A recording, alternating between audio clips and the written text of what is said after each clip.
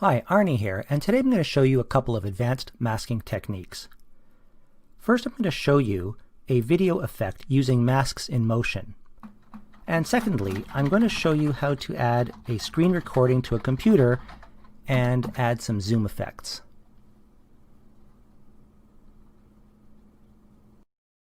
Okay, so let's get started. The first thing we're going to do is bring in a background. Now, I've already downloaded this background of a brick wall.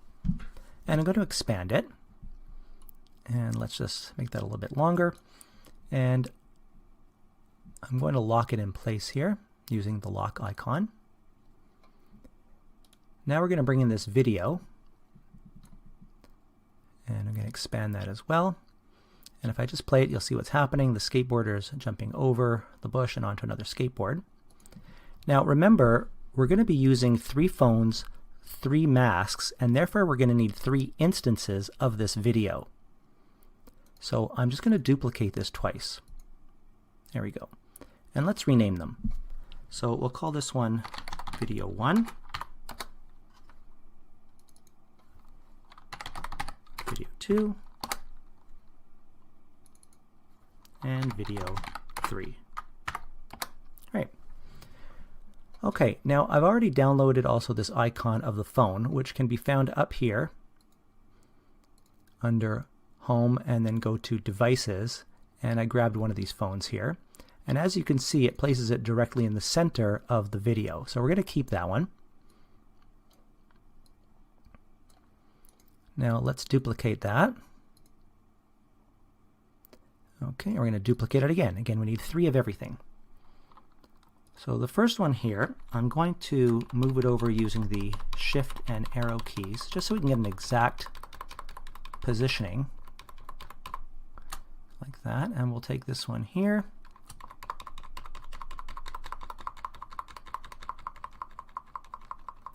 and we'll get that over like that. Looks pretty good. And again, we're going to just rename these. So this one here will be phone 1.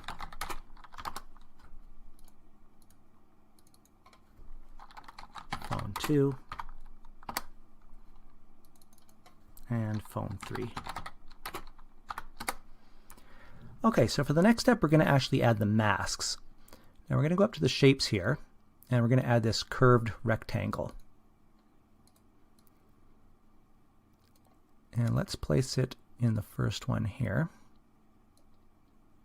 just to match as close as we can to the edges. Now you'll notice that the edges really don't match here and the curve is not correct. So what I'm going to do is go over to the Advanced tab, and we're going to use the radius selection here. I'm going to unlock it so that we have an X and Y radius. And I've already calculated. We can use the X as 1 and the X is 3 and the Y is 1. And you'll notice that the curve matches fairly nicely here to the curve of the frame of the phone. Now you can play around with these to get the best curve that you'd like, but that seems to fit pretty nicely and it fits within the entire space of the frame. Okay, now let's call this one Mask 1. And we're going to duplicate this, and we'll call this Mask 2, and let's just take mask 2 for now. We're going to move it over to this phone, and let's duplicate that one, move it over to here, and we'll call that mask 3. Okay, so now we have 3 instances of the video, 3 instances of the phone, and 3 instances of the mask.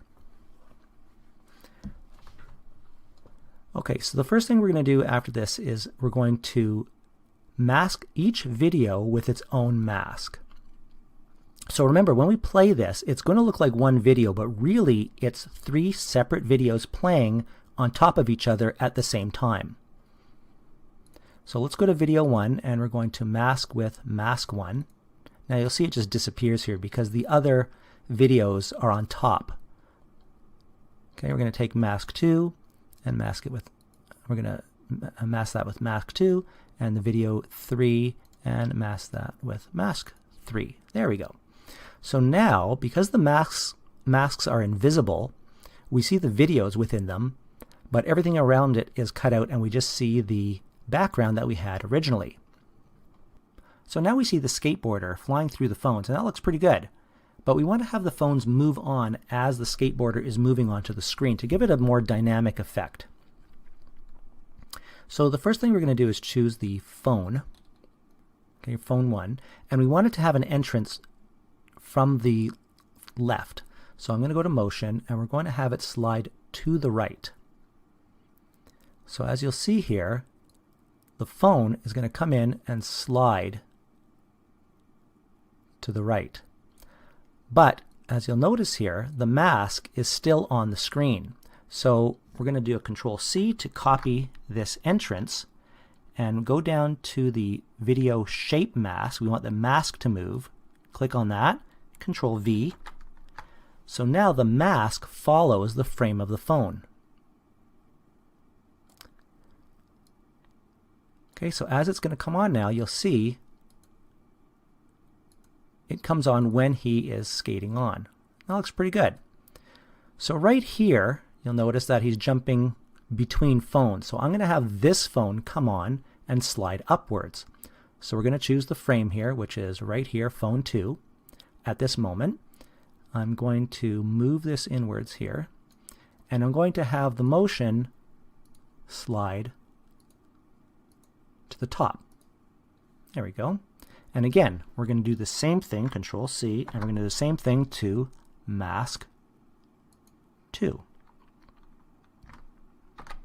Now you'll notice that when I did that, it copied it at the beginning of this video here. Now we want it lined up with this one here, because what will happen now is the mask will then come on early and then the phone's coming on. We don't want that. So what we really want to do is take this video right here and we're going to move it over and align it to where this phone starts. So now they're both coming on together. Okay, now let's just check for timing here. We're going to press play. That's not bad. Okay, now you can fine-tune this, but that's not bad right now. So he's coming on and jumping through the phone. Very good. Let's do the same thing for this phone, and this time we're going to have it slide to the left. But again, we want it to be somewhere around, okay, he's coming in, let's see where the video is. The video is right about there. He's coming on. So we want the phone to move over just about there, let's say. Let's try that. We're going to copy and then paste to the third video mask here. And we're going to move this over to align with that one, as you can see there. So let's see how that looks. 1, 2, 3. Not bad. Okay, that seems to align pretty nicely.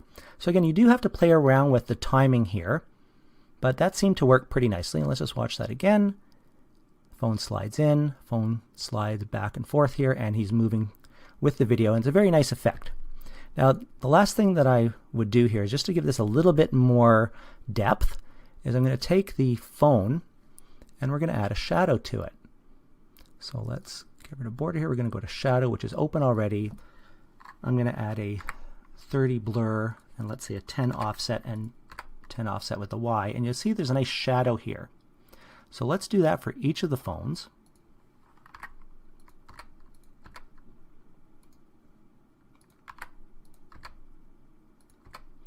So you can see the offset is a little bit off to the right and down, but it also creates a shadow inside the phone to really give it a nice depth.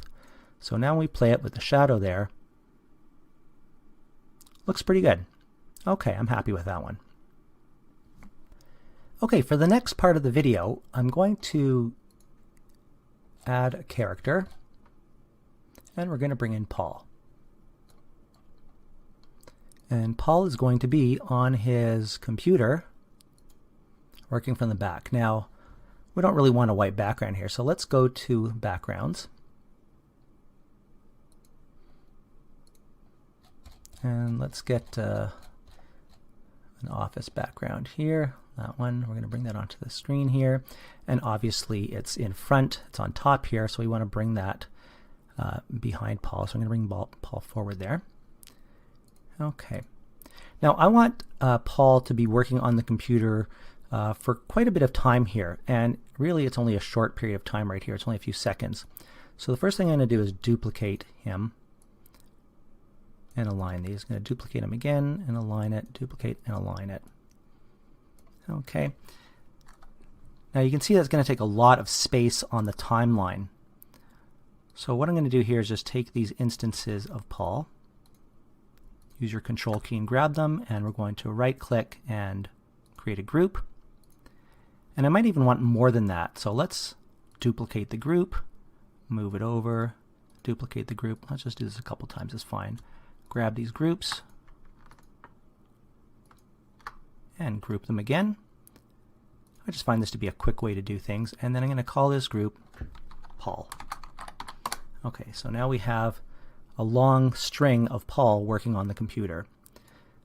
But now the background disappears. Now we can go in and just expand this, or again, very quick is I'm just going to duplicate the background a couple times. Grab all instances, group it, and we can call this background.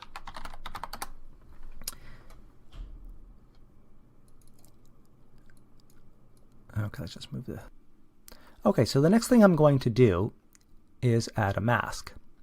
So let's just get a square mask here, a rectangle, and I'll align it as best I can to the screen.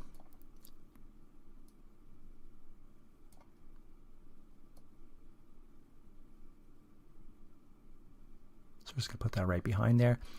Okay, and I'm going to expand that. Great. Now, as you can see it over top of the screen. We don't want that, so I'm going to take this rectangle and put it just behind Paul. And there we go. So now it's basically sandwiched between Paul and the background.